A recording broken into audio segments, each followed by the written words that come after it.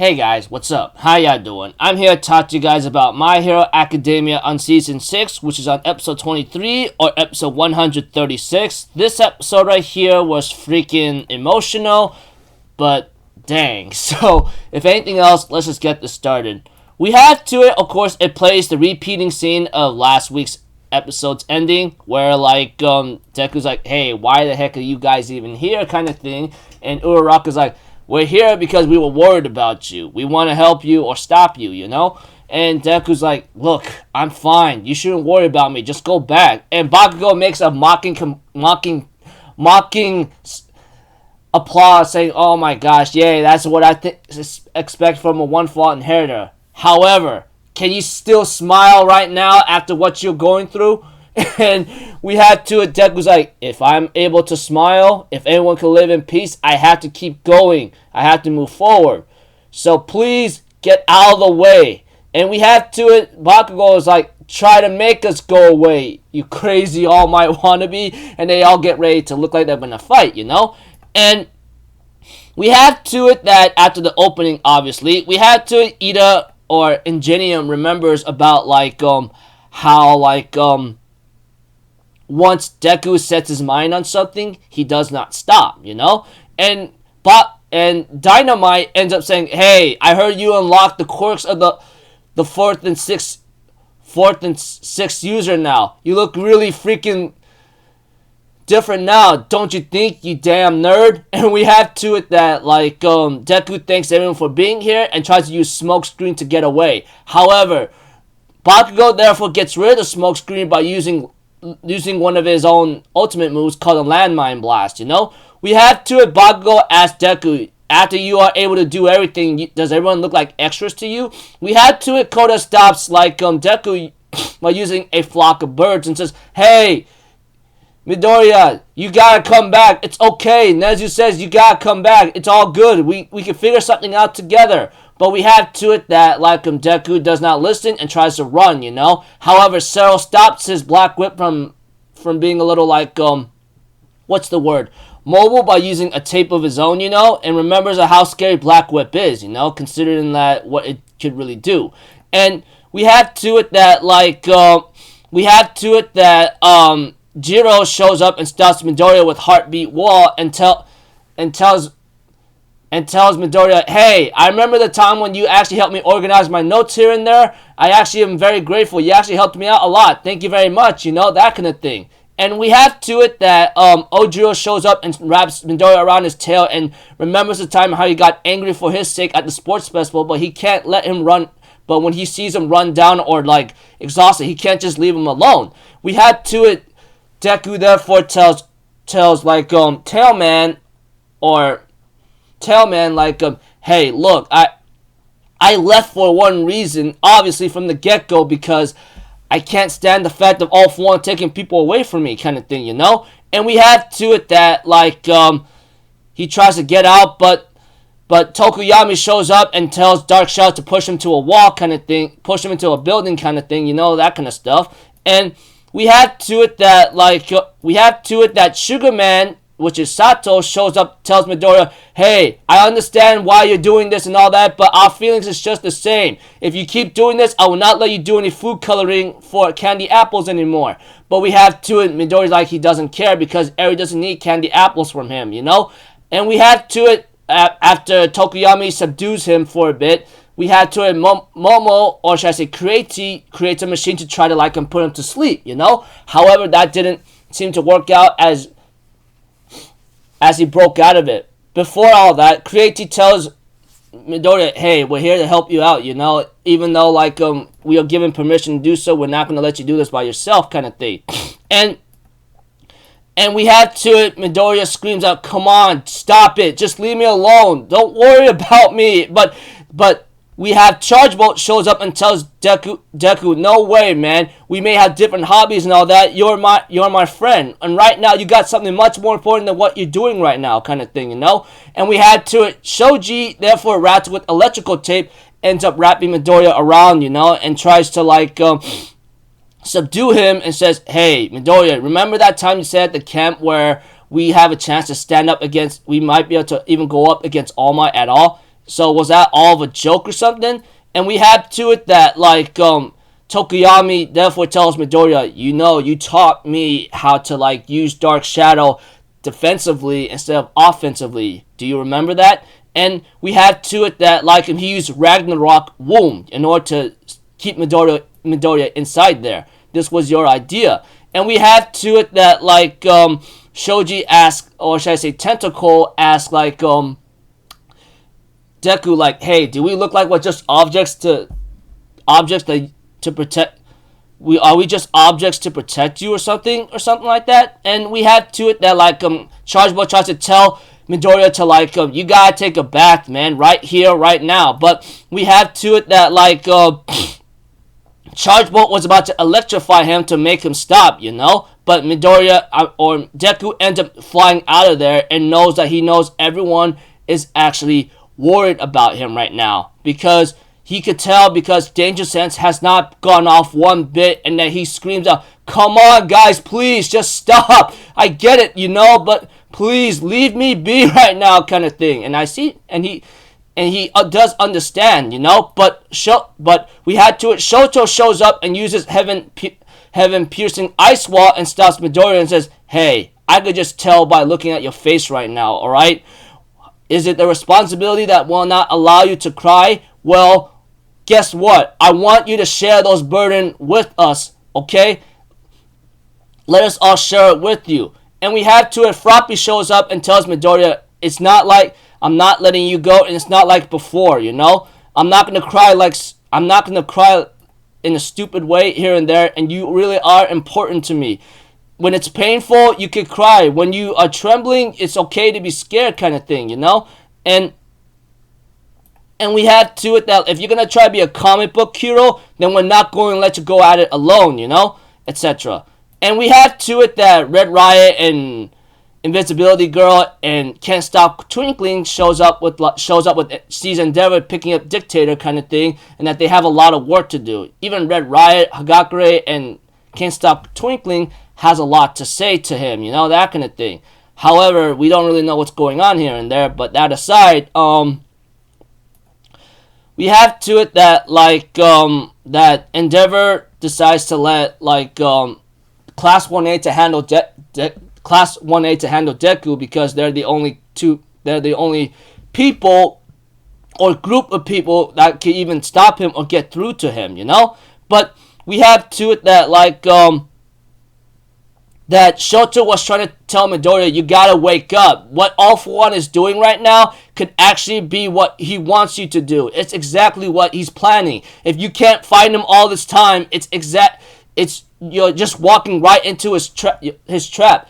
Let us help you. Let us share that burden with you that you're suffering with. However, Deku, on the other hand, says, no, this is my freaking, choice. Freaking, you can't catch up with all for one and one for all. This is a fight between us, That kind of thing. And I understand, and you guys and this is really emotional right here, where, where Mineta ends up coming in with the help of Froppy and throws in Mineta beats 10-foot and tries to stick onto Midoriya and says, hey, it wasn't about your power that made you cool. That time at the USJ that made you scared and all, you actually looked very cool right there kind of thing, That's what made me fell for you, made me look up to you. But we have to it that Midoriya therefore puts Mineta down with Black Whip and gets ready to go into action and try to fly away, That kind of thing. Using the elasticity of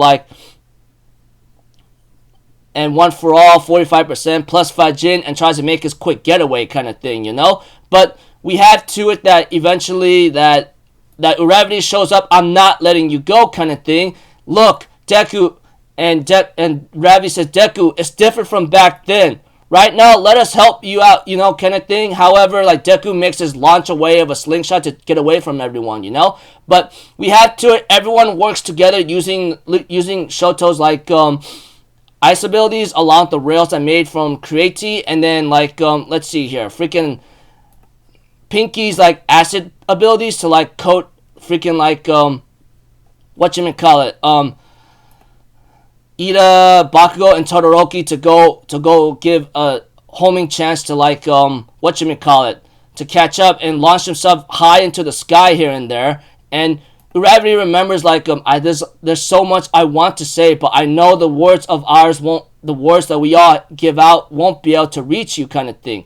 And we had to it that like Urarabiri thinks in her mind, Deku, we don't want to be protected and we don't want to reject you. We just want to be with you. That's it. And we have to it that like that Dynamite ends up using his explosive speed turbo cluster to give a powerful boost, you know? And therefore, like, everyone shouts out, go for it, go, go, go, go, catch up with him, you know, that kind of thing. And we have to it that, like, Urarabiri says, we just want to be by your side, kind of thing. And we had to it, Dynamite thinks in his mind, Deku, there's a lot of stuff I want to, but no, I need to say to you. But the only person who could catch up to you right now is our freaking class leader who's built for speed, you know? And launches him, and Ida therefore launches his power to his maximum ability to like fly, you know, and to catch up. And we have to, Ida thinks in his mind, you are always ahead of me. That's why I always do my best to try to like challenge you, no matter what. He therefore grabs Midoriya's hand and doesn't let go. And right now, the second user of All for One, One for All, oh my gosh, so sorry, thinks in his mind, if there's anyone who could actually like catch up with Deku right now, it is those who share the same speed, the same commitment, same willpower to give him the boost he needs right now, you know, that kind of thing. And that he refers to Class 1A indirectly if he remembers correctly, you know. And we have to Deku therefore says, please let go of me, please just let go. But Ida's like, no. Or Ingenium says, no. I will always grab the hand of a lost child because I'm a hero, Ingenium. After all, you said it yourself, remember? A hero who meddles into someone else's business, a hero who meddles inside in someone else's business is what makes a hero, you know? As Ida cries, you know? Because he remembers those words of what Deku told him when they fought Stain, kind of thing, you know? And that's when this broke Midoriya as well, crying as well, and that he needs to get away, but he doesn't have the strength to do so. Whether it comes from physical strength or mental strength, it all depends on the situation himself. But etc. You know, and we have to it eventually that Red Riot ends up catching Ingenium and Deku and stops them from landing down hard, and Red Riot therefore tells Deku about the situation, about like how he like what's the word how he like saved someone, which is Bakugo or something, about many years ago, about trying to save his friend from when he was the same age whatsoever. It doesn't matter what special power you have or not, you know. Eventually, Class 1A finally all catches up, and Pinky says, hey, Midoriya, please, come back to class already. I don't want to see anyone get hurt anymore. I'm sick and tired of it. And this just shows how Pinky can't get over Midnight's death. And it's understandable, because Midnight was a lot to Class 1A. We all know that. She was like a mother or an aunt to them, you know? A guardian that they could consider and love tremendously. Deku, on the other hand, says, you know, I would like to go back, but I can't. I can't cause anyone more problems than I have to than it already is, you know? Look around. I can't go back to where I was anymore. I hope you guys understand that. Don't you get it? But we have to it that Dynamite therefore asked Deku, do you remember what I told you when I got stabbed by Shigaraki himself? And Deku's like, no, I don't remember. I told you don't try to win this all by yourself, kind of thing. And therefore, this is where this scene gets really emotional depending on how you feel about it, you know? Bakugo, or should I say Dynamite, therefore confessed to Deku how, like, I looked down on you and seen you as worthless because you were quirkless, you know? I always feel like I was supposed to be above you and be ahead of you, but you, of all people, I felt like you were ahead of me all this time, because... And I hated that about that. I tried to reject you. That's why I bullied you. That's why I tried to freaking break your spirit. Try to like turn you into rubble kind of thing. Because I hated that. I hated everything about that kind of thing, you know. And then eventually, as like Dynamite continues about like how like he lost that fight every time, when he saw Deku got into UA, it made him question about his like his own weakness and his own strengths, you know, that kind of thing. And we have to it eventually that that Dynamite therefore gives his apology that he's sorry about everything, even though it's not going to change anything, you know. He even calls Deku by his real name, Izuku, and apologizes for everything, kind of thing. But eventually,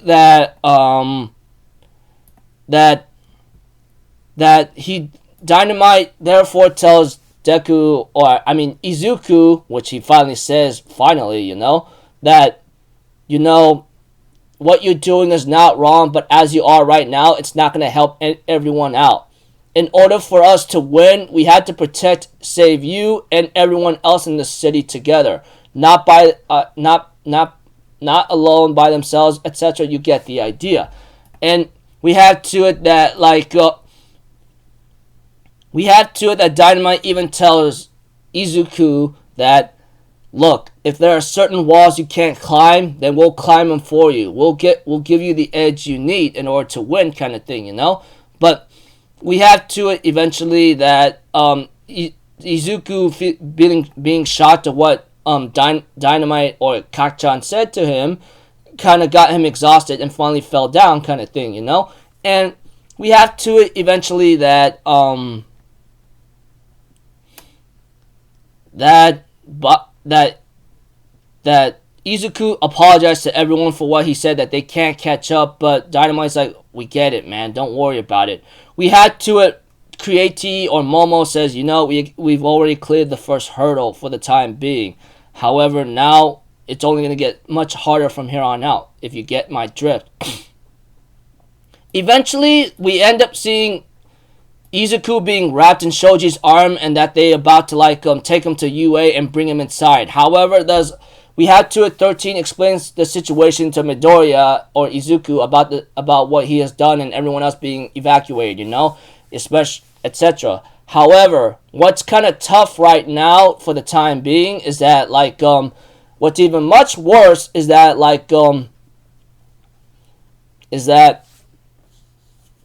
there's a lot of people protesting that Midoriya should not be in here and that he should go somewhere else. And this is really heartbreaking, you know. It's really, really heartbreaking depending how you look at it, because I understand the people's fears. We all do. I'm pretty sure there's no denying through common sense why they are afraid. They tell them, why'd you bring a ticking time bomb here, you know, etc. Shigaraki's after him, right? So let him go somewhere else. If he needs to rest, push him somewhere else. And it's very, very, very kind of screwed up and messed up of what they're saying, you know. They say they don't want no freaking boy here that might be a freaking target, you know. And it's very understandable, you know, because right now Japan's lawless, you know, and everything's gone to chaos and etc.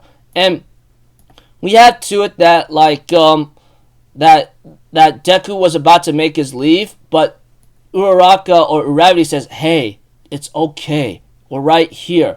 And we have to it that Ochako or Uravity thinks in her mind, when heroes are suffering, who will protect the heroes, kind of thing, you know. And I'm pretty sure next episode's gonna be a freaking impactful, emotional one, and I hope it'll hit me hard, because this is where it could be a nice, good point for My Hero Academia, because I don't know, I'm just saying a lot of things, etc., you know, that kind of stuff.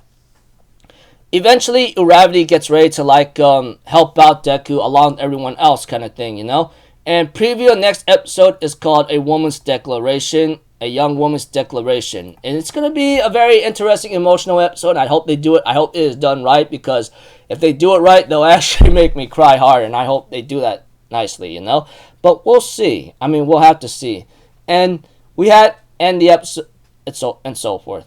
Anyways, I know this freaking recap or summary is long. I just can't help it because it's very emotional for me, and I just got into it so much, you know, kind of thing. But yeah, anyways, it's gonna be really it's going to be really interesting in the next episode, that kind of thing. Sorry if this is a disappointment, if it's not the episode, for me rambling on like a moron here and there, but I can't help it, So overall, without a lot of detail of what I just did right here, Class 1A tries to stop Deku from like being reckless by himself, and eventually they manage to catch up. Dynamite makes his apology, and eventually Ochako will later on stop Deku from leaving, despite what the citizens are saying that they are staying at UA. And it's understandable that they are afraid, kind of thing. So, yeah. Anyways, looking forward to the next episode. So until then, people, I'm Alpha Zero. Have a good day. I'll see you guys next time, alright? Peace out. Bye-bye. Toot-toot-toot.